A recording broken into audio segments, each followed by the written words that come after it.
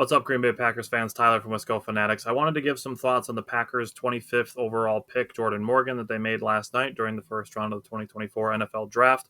I want to address a handful of things and then just talk about the pick a little bit. So, when I posted my mock draft, my final mock draft, I had Graham Barton in the first round.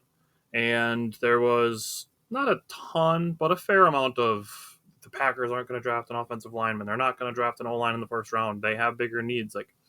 My response to that was, if there is a year to draft a first round offensive lineman, it's 2024. There is so much top end offensive line talent in this draft that there could have been a record number of offensive linemen taken in the first round, and there was. The previous record was 7. Yesterday, in the first round, there were 9 offensive linemen taken. Passing on Cooper DeJean does not mean that he's not an option. We'll talk about that tonight. We'll cross that bridge when we get to it.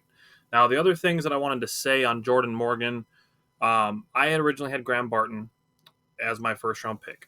Looking at Jordan Morgan compared to Graham Barton, there is still some positional versatility. There's some similarities between the two, and obviously they went back to back. My main thing with Jordan Morgan is his pressure rate allowed is lower, so I do like that from Jordan Morgan. And then just my last thing on drafting an offensive lineman is, if we are entering a position where the Packers are going to look to pay Jordan Love massively, you want to have an offensive line in position, prepared for him. We've seen it with the Bengals. They decided to draft skill positions instead of offensive line, and it's gotten Joe Burrow hurt over and over and over. The Bears are currently trying to do the same thing.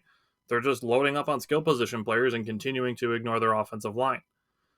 They're kind of following in the Bengals' footsteps. That's not what the Packers are doing. The Packers, they build their line to protect their quarterback, and something that I don't think was discussed enough by any of the analysts or people who are saying the pick was terrible or whatever. It's a responsible pick, obviously, to protect Jordan Love, but also the investment that they just made in Josh Jacobs. So Jordan Morgan has the capabilities of being a good pass blocking guard or tackle, and he has the capability of, he's a good pulling blocker. So he can get out ahead of the running back and be able to help the running game as well. So with the investment that they're going to make in Jordan Love and the investment that they've already made in Josh Jacobs, that makes this pick make sense for me.